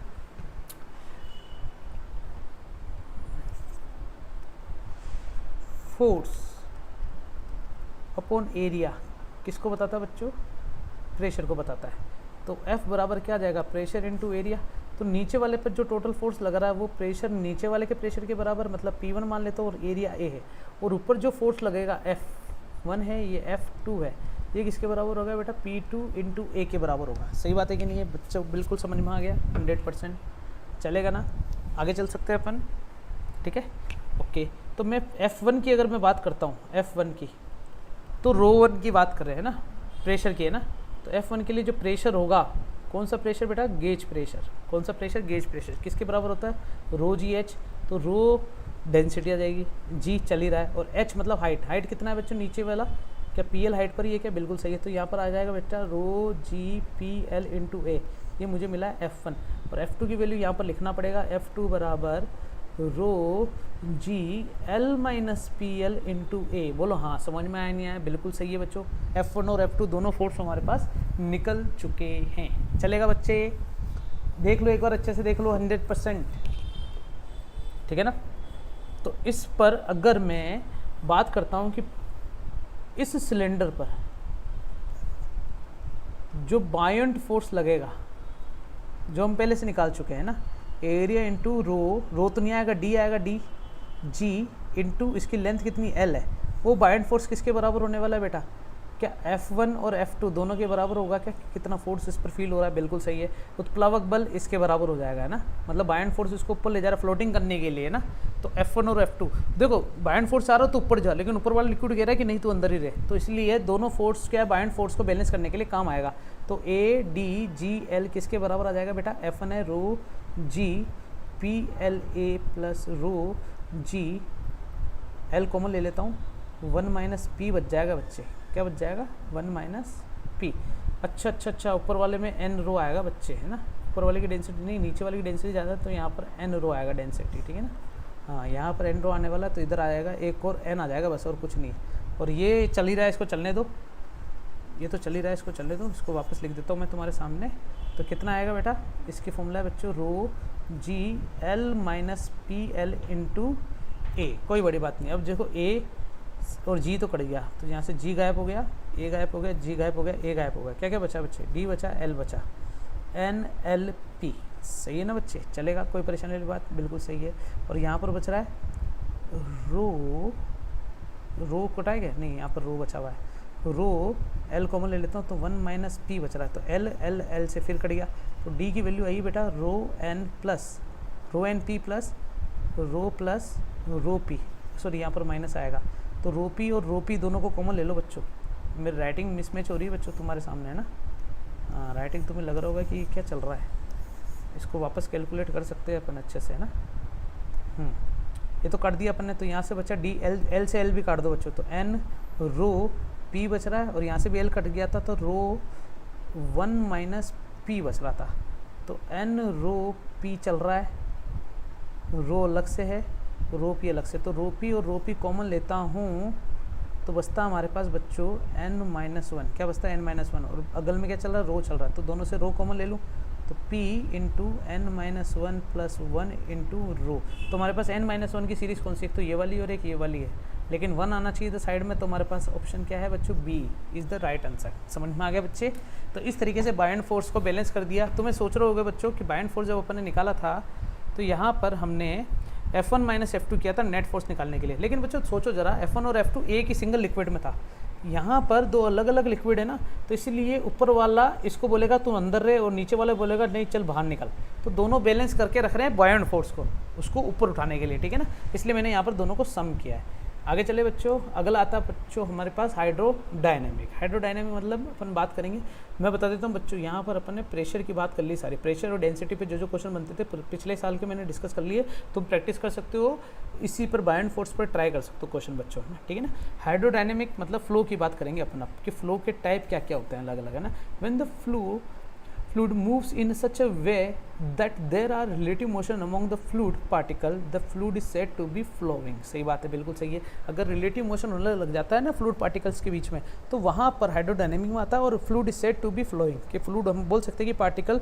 लेयर बाय लेयर एक दूसरे के साथ रिलेटिव मोशन करते हुए चल रहे हैं। सीधी सी बात है बच्चों कि पानी के ऊपर चलता है, ये तो पता है ना, बिल्कुल सही है। सड़क पे तो चल ही रहा है, रोड पे भी चल रहा है, सही है, किसी भी कंटेनर में चल सकता है, लेकिन पानी को फ्लो करने के लिए अपने पार्टिकल के ऊपर पैर रख के चलना पड़ता है। और वहाँ विस्कोसिटी की बात भी अपन करेंगे, वहाँ फ्रिक्शन नहीं आएगा, ठीक है ना। तो टाइप्स ऑफ फ्लो पहले देखते हैं बच्चों, स्टेडी और अनस्टेडी। तो स्टेडी और अनस्टेडी फ्लो को स्टेबल और अनस्टेबल फ्लो भी बोल सकते हैं। मैं बताऊँ बच्चों, देखो ये दिख रहा तुम्हें, यूनिफॉर्म फ्लो और नॉन यूनिफॉर्म फ्लो ही स्टेडी और अनस्टेडी फ्लो है। मतलब देखो कि हर पॉइंट पर तुमने देखा है कि वेक्टर को रिप्रेजेंट कर रहा है, वेक्टर मतलब इसकी स्पीड को बता रहा है, तो हर पॉइंट पर वेलोसिटी और स्पीड इसकी क्या है बच्चों, कांस्टेंट है, दिख रहा है, लेंथ सेम है, लेकिन यहाँ पर कभी बढ़ रही है और कभी घट रही है। ऊपर वाला फ्लो ज़्यादा है, नीचे वाला फ्लो कम है, तो वो नॉन यूनिफॉर्म है, अनस्टेबल है। और स्टेबल मतलब जब उसमें फ्लो हर पॉइंट पर, हर फिक्स पॉइंट पर स्टेबिलिटी रहे, पॉइंट की वेलोसिटी कांस्टेंट रहे, तो वो स्टेबल फ्लो हो गया हमारे पास। तो ये डेफिनेशन तुम पढ़ के देख लेना स्टेडी और अनस्टेडी फ्लो में। फिर आता है स्ट्रीमलाइन फ्लो। स्ट्रीमलाइन फ्लो और लेमिनार फ्लो बच्चों दोनों सेम ही है। लेमिनार नाम से पता चल रहा है बच्चों कि लेमिनार मतलब एक सिंगल पैरेलल लाइंस में मोशन होता है किसी पार्टिकल का, वाटर पार्टिकल का, तो वो कौन सा मोशन कहलाता है बच्चों, स्ट्रीमलाइन फ्लो कहलाता है। और टर्बुलेंट फ्लो क्या होता है, टर्बुलेंट फ्लो क्या होता है, जिसमें पार्टिकल क्या होते हैं, एक दूसरे के पैरेलल मोशन में नहीं रहते, अव्यवस्थित रूप से गति करते, कोई डायरेक्शन फिक्स नहीं होती उनमें, ठीक है ना बच्चों। There is no fix direction for in turbulent flow, और ये रेनॉल्ड नंबर पे डिपेंड रहते हैं बच्चों, याद रख लेना। और लेमिनार फ्लो के अंदर क्या है बच्चों, लेमिनार फ्लो के अंदर पैरेलल रहते हैं, हर पॉइंट पर वेलोसिटी कांस्टेंट रह सकती है, लेमिनार फ्लो हो गया हमारे पास। नेक्स्ट आता है बच्चों, ये डेफिनेशन पढ़ के देखना, तुम्हें समझ में आ जाएगा लेमिनार फ्लो क्या होता है, स्ट्रीमलाइन फ्लो क्या होता है। हाँ, the steady flow the particle passing through the given point flow same path and has unique line of flow, मतलब एक तो पाथ भी सेम होना चाहिए और यूनिक लाइन ऑफ फ्लो होना चाहिए, तो path is called stream line. वो पाथ स्ट्रीम लाइन फ्लो कहलाता है और उस नेचर को लेमिनार फ्लो कहते हैं। समझ में आया बच्चों। नेक्स्ट अपन आगे चल सकते हैं, कंप्रेसिबल और इनकम्प्रेसिबल फ्लूइड। कंप्रेसिबल मतलब कंप्रेस्ड फ्लूइड हो जाएगा, ठीक है ना। डेंसिटी बढ़ जाए तो कंप्रेसिबल है, और डेंसिटी में कोई फर्क नहीं आता तो इनकम्प्रेसिबल है। जैसे भाई यहाँ पर लिख रहा है बच्चों, compressible flow the density of the fluid varies from point two point, मतलब हर अलग अलग पॉइंट पर डेंसिटी अगर बदलने लग जाए तो वो फ्लूइड क्या है, कंप्रेसिबल है। कहीं पर डेंसिटी बढ़ा रहे, कहीं पर घटा रहे, मतलब कंप्रेस्ड कर रहे हैं ना, तो दिस नॉट कांस्टेंट है तो फ्लूइड इज कॉल्ड इनकम्प्रेसिबल, और कंप्रेसिबल फ्लूइड हमारे पास यहाँ पर हो गया। और अगर कांस्टेंट नहीं हो रहा है ना, in incompressible flow the density of the fluid remain constant throughout the liquid and generally incompressible when gas are compressed। सही है ना बच्चों, क्या लिखा है बच्चों, लिक्विड जो है जनरली किस में माना जाता है बच्चों, इनकम्प्रेसिबल, जबकि गैस जो होती है कंप्रेस्ड होती है। जैसे एलपीजी गैस हमारे घर पे जो सिलेंडर आ रहा है वो क्या है, कंप्रेस्ड है, लिक्विड फॉर्म में। लाइटर होता है ना, लाइटर में भी बच्चों गैस भरी होती है, हमें लिक्विड दिखता है लेकिन वो कंप्रेस्ड गैस है ना। एक आता है रोटेशनल और इरोटेशनल फ्लो। कंप्रेस्ड और इनकम्प्रेसिबल समझ में आ गया होगा, ठीक है ना। रोटेशनल और रोटेशनल फ्लो बच्चों तुमने देखा होगा कि पानी कभी रोटेशन मोशन में भी रहता है, ऐसे गोल गोल घूमता रहता है, भौरी बनाता रहता है। तो मैं इसमें समझाना चाहता हूँ कि अगर जो पाथ रोटेशन मोशन में और उसमें पार्टिकल भी ऐसे गोल गोल घूमते हुए जा रहे हैं तो वो तो रोटेशन हो गया। जैसे ये वाटर पार्टिकल है बच्चों सारे, जैसा पाथ ट्रेवल हो रहा है उसी पाथ में ये अपने आप को रोटेट करने लग जाए, हर पॉइंट पर डायरेक्शन चेंज करने लग जाए तो ये तो रोटेशनल है। और जो हर पॉइंट पर डायरेक्शन चेंज ना करे, जैसे इस पॉइंट पर इसकी डायरेक्शन ये है, इस पॉइंट पर भी डायरेक्शन ये है, इस पॉइंट पर भी डायरेक्शन ये है, इस पॉइंट पर भी डायरेक्शन ये है, मतलब ये रोटेशन मोशन के साथ अपने पार्टिकल का मोशन भी रोटेशन नहीं करते तो वो रोटेशनल हो गया है ना। जैसे मान लो पानी की बोतल है, पानी अगर गोल गोल घूम रहा है तो पानी का बोतल भी उसके साथ साथ गोल गोल घूमने लग जाती है, तो वो तो रोटेशनल हो गया। और अगर पानी की बोतल गोल गोल ना घूमे, वो लगे है मैं क्यों घूमूँ, तो वो इरोटेशनल हो गया। डेफिनेशन पढ़ के देख लेना बच्चों, 100% समझ में आ जाएगा तुम्हें। फिर आता है बच्चों equation of continuity. Equation of continuity मतलब जितना पानी हमने इसमें डाला है इस सेक्शन में, उतना ही पानी यहाँ से बाहर निकलेगा, जिससे अपन कहते हैं बच्चों डिस्चार्ज। क्या कहते हैं बेटा?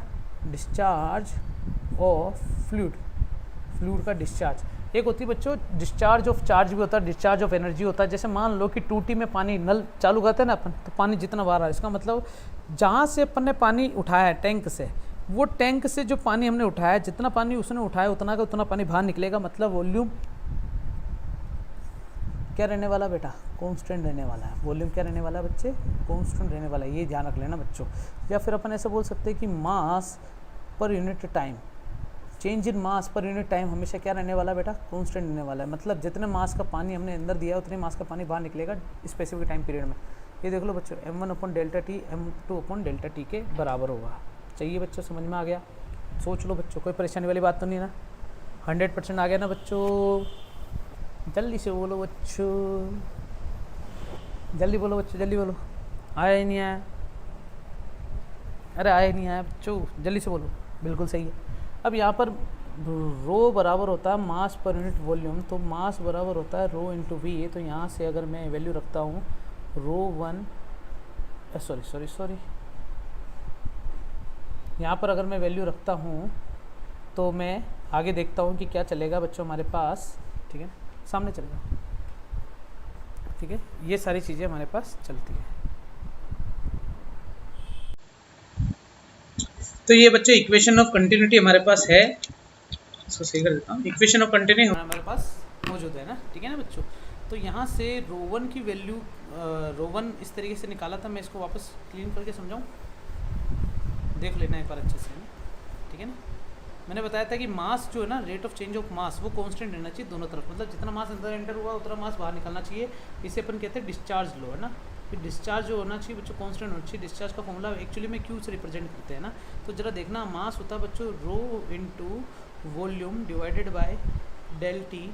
रो 1 V1 divided by del T बराबर होगा rho 2 V2 divided by del T. अब V1 जो है वो area 1 into V1 velocity D1। समझ रहे हो बच्चों?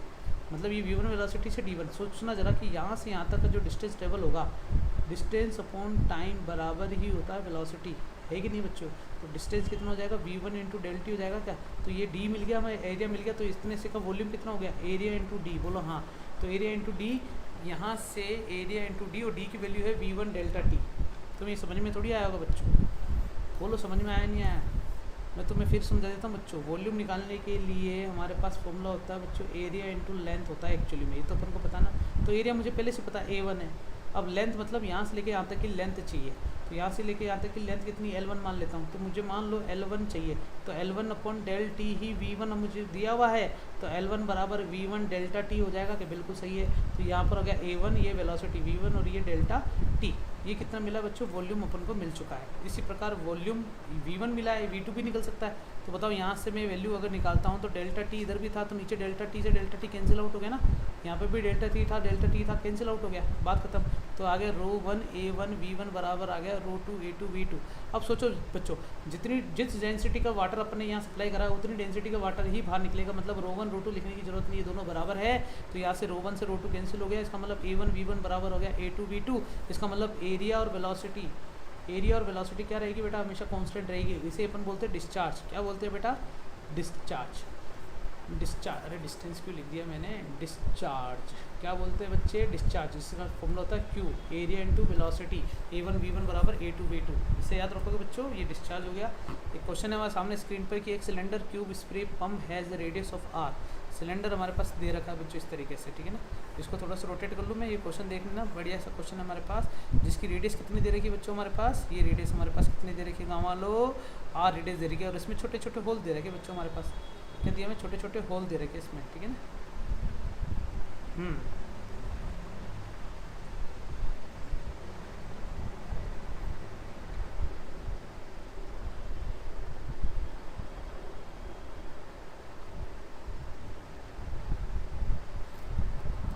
छोटे छोटे हमारे पास होल दिए हुए बच्चों में, ठीक है, और जिनकी सबकी रेडियस कितनी बच्चों, स्प्रे है ना इस तरीके से, जिनकी रेडियस कितनी दे रखी है, सबकी हमारे पास आर रेडियस दे रखी है, ठीक है ना भैया। तो हमें ऐसे दे रखा है कि एन फाइन होल है, नंबर ऑफ होल कितने हैं, स्प्रे बनाया ना, नंबर ऑफ होल है बच्चों एन, जिसकी रेडियस है आर, और जो सिलेंडर जिसमें पानी अपन ने सप्लाई करा था वो कितना है बच्चों हमारे पास, कितना है बच्चों, वो है हमारे पास कैपिटल आर रेडियस का, बिल्कुल सही है। अब अपन को दे रखा है if the speed of the liquid in the tube is V, हमें स्पीड दे रखी है बच्चों, इसकी कितनी है, वी दे रखी है स्पीड, ठीक है ना।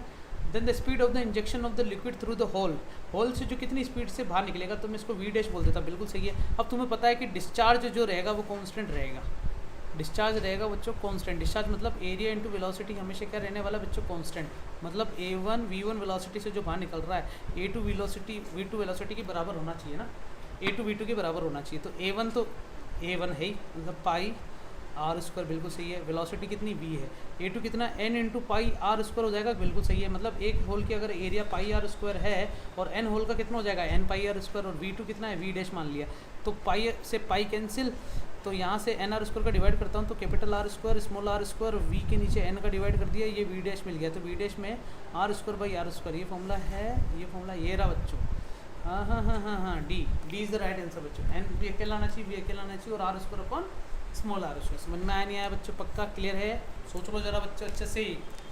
तो ये है हमारे पास आंसर। इस तरीके से हमने कंटिन्यूटी वाला क्वेश्चन करा। नेक्स्ट बच्चों अपन बर्नौली पे बातें करेंगे, अभी के लिए इतना काफ़ी है, थैंक यू। तो अपन ने इन सब की बातें अपन ने कंप्लीट कर ली है, ठीक है ना बच्चों। तो ये हमारे पास टाइम पहुंचने का टाइम, ये रेंज है, ये मैक्सिमम रेंज है, जो कि किसके बराबर आई थी बच्चों, अपने पास एच हाइट के बराबर आई थी। अपन एक क्वेश्चन देखते हैं, हमारे सामने क्या दे रखा बच्चों, a small hole of area cross section 2 mm square is present near the bottom of the fully filled open tank height 2 metre. एक ओपन टैंक है बच्चों हमारे पास, ठीक है ना बेटा, क्या दिया हुआ अपन को, एक टैंक दिया हुआ है ना, टैंक ऐसे बना हुआ है कि दूसरा बना हुआ है, नॉर्मली बनाते हैं तो।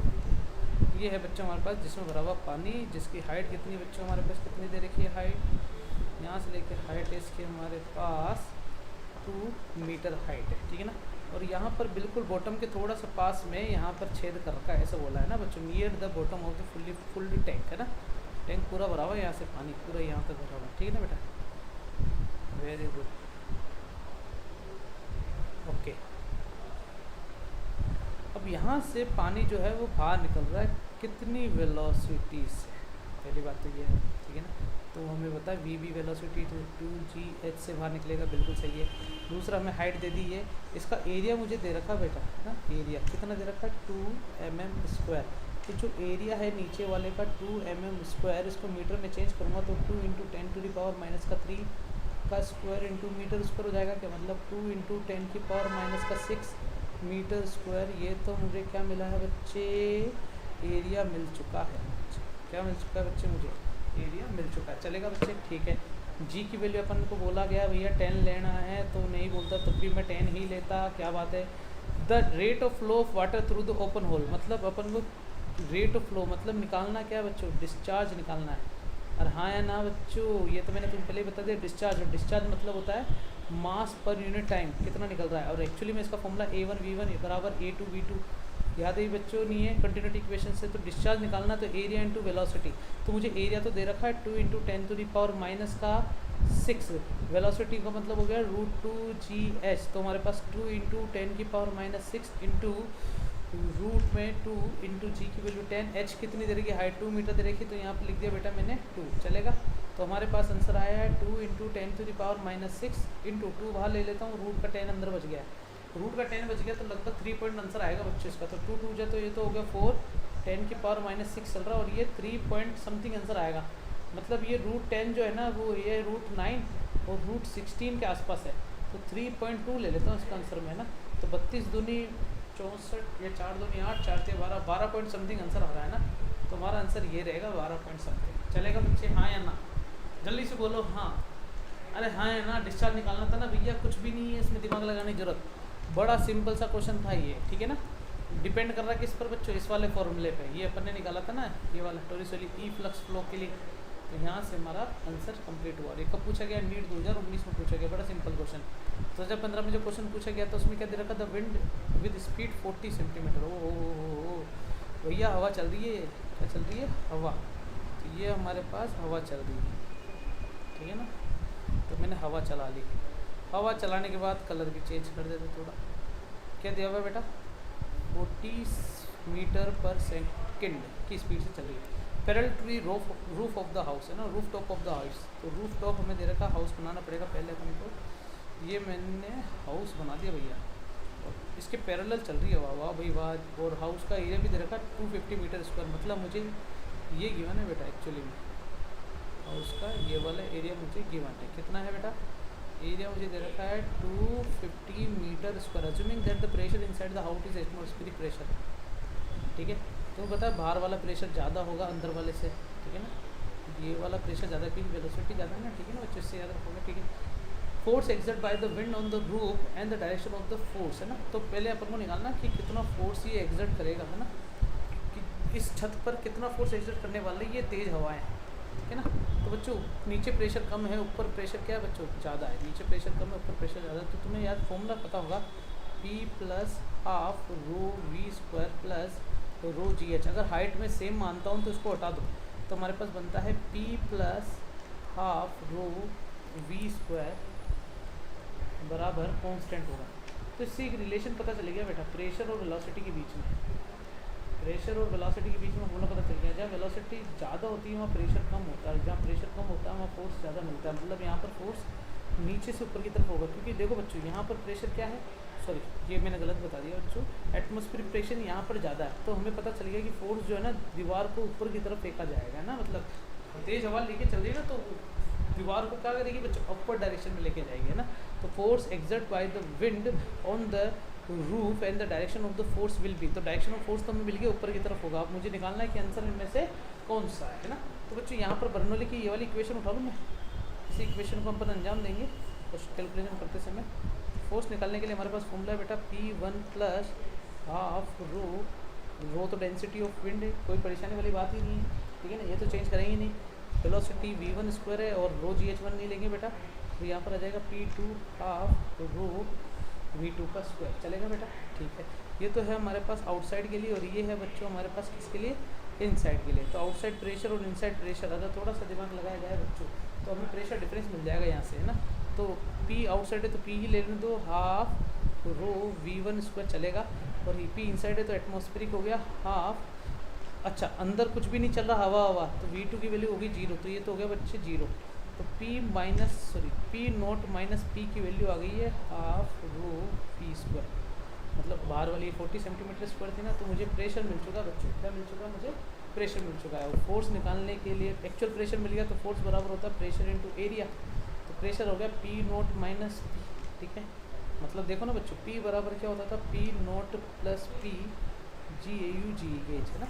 तो गेज प्रेशर के हिसाब से। तो अगर दिमाग लगाएं तो हमारे पास ये जो P वाटर लेवल है, तो यहाँ पर वाटर लेवल की बात करेंगे नहीं, ना तो गेज प्रेशर की बात करेंगे, ना एब्सोल्यूट प्रेशर की बात करेंगे।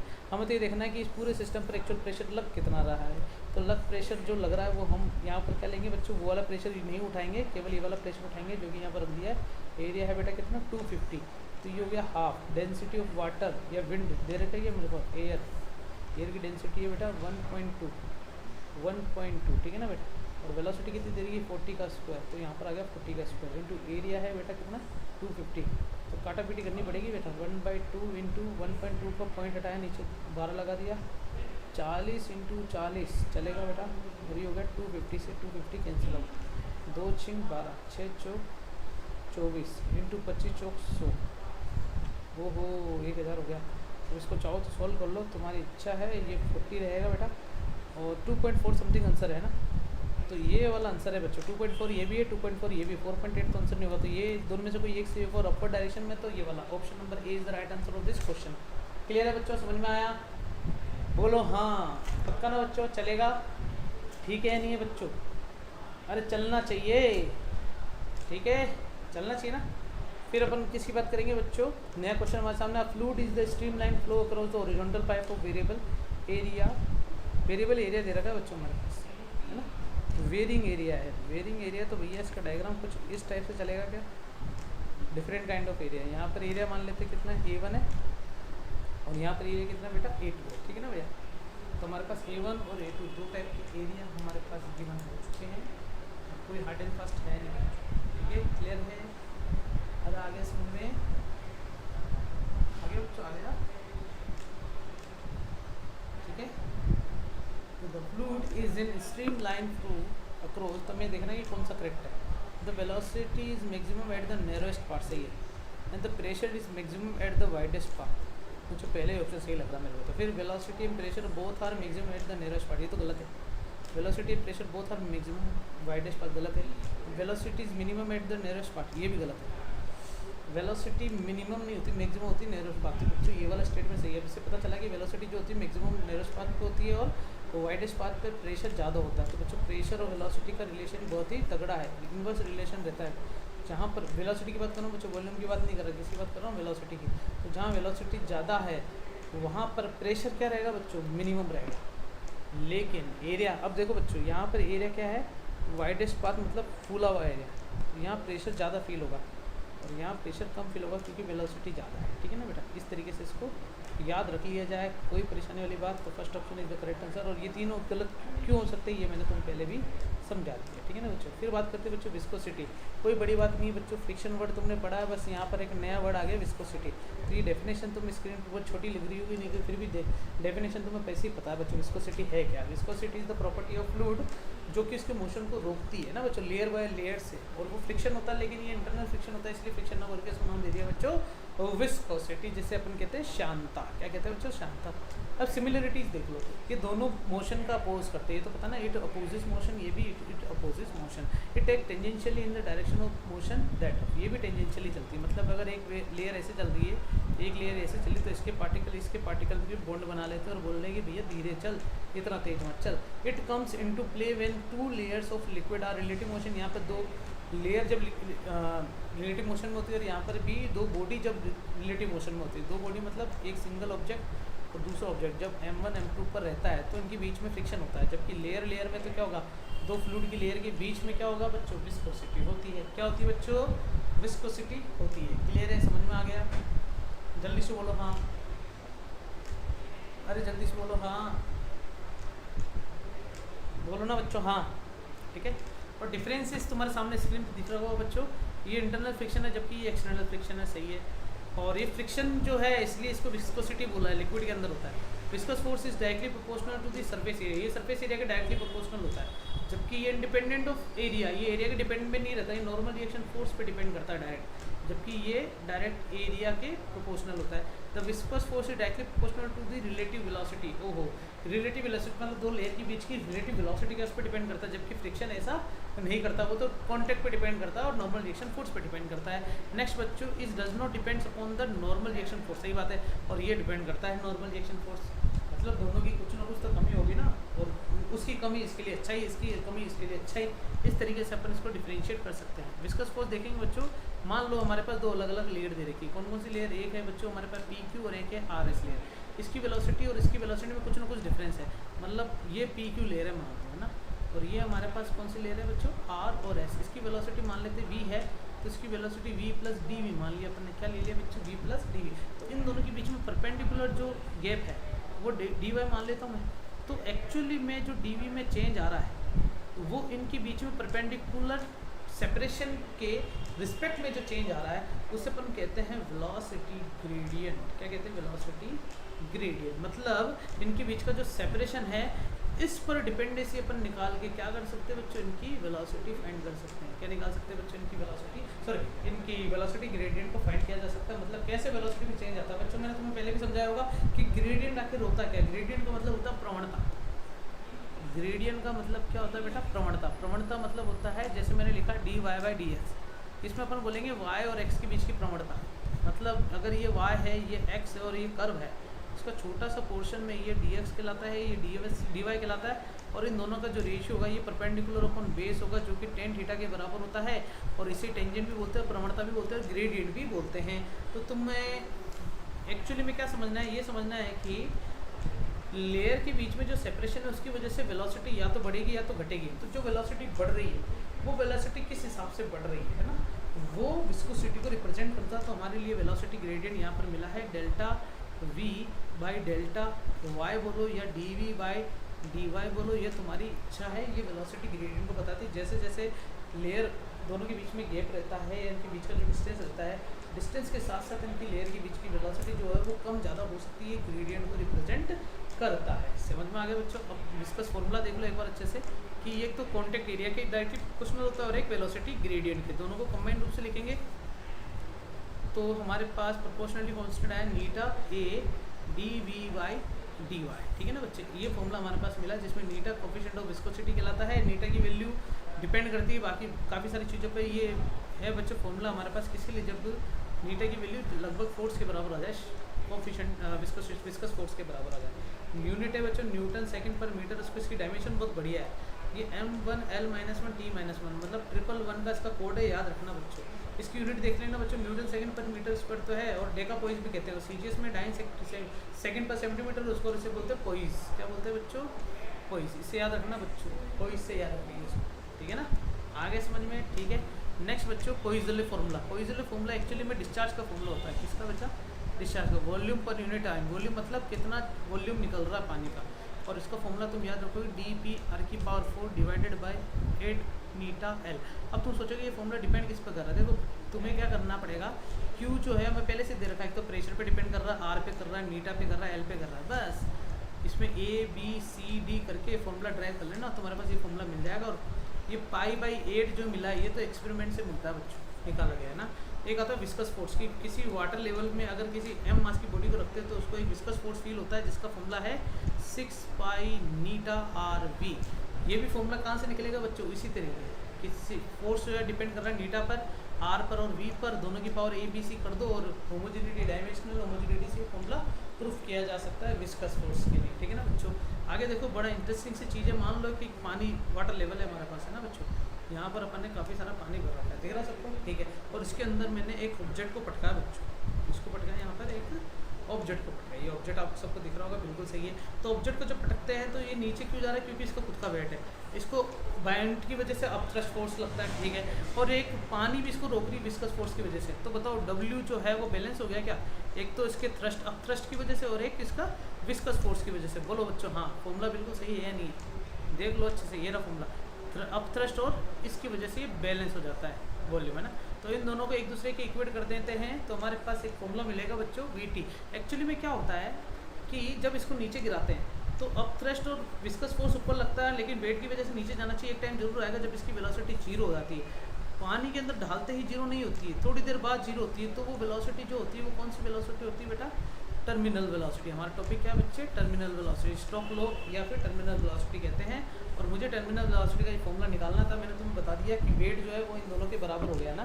तो वेट का फॉर्मूला है बेटा 4/3 पाई r क्यूब रो g, जो कि है 4/3 पाई r क्यूब सिग्मा जी। सिग्मा मतलब कितना पानी डिस्प्लेस किया है। ये रो किसकी डेंसिटी को बता रहा है? जल्दी से बताओ। ये रो डेंसिटी बता रहा है इस सिस्टम की, है ना, ये जो सिस्टम की है। और इसने पानी जो डिस्प्लेस करा वो सिग्मा, अपथ्रस्ट फोर्स इस पर लगेगा 6 पाई नीटा RVT टर्मिनल वेलोसिटी। अब तुम सोचो सर कब रो लेंगे और कब सिग्मा लेंगे, हमें कैसे पता चलेगा बच्चों? अपथ्रस्ट फोर्स जो होता है, बायंड ने बोला था कि जितना पानी तुम डिस्प्लेस करोगे उसकी वजह से लगेगा, मतलब पानी की डेंसिटी कम आएगी। लेकिन वेट तो बॉडी का लगेगा, इसलिए वेट किस, और ये वाला फॉर्मूले में डेंसिटी किसकी काम आएगी बच्चों? ऑब्जेक्ट की काम आने वाली। इस वाले कैलकुलेशन को सोल्व करना, VT का फॉर्मूला रट लेना बच्चों, 2/9 R⁴ rho minus sigma by eta G. ये फॉर्मूला हमारे पास ड्राइव होता है, जिस फॉर्मूले से हम काफ़ी सारे क्वेश्चन ट्राई कर सकते हैं। फिर से बोल देता हूँ बच्चों, ये वाला कैलकुलेशन करके देखना, VT का फॉर्मूला क्या यही आ रहा है क्या? जल्दी से देख लो एक बार अच्छे से। हाँ, पहले क्या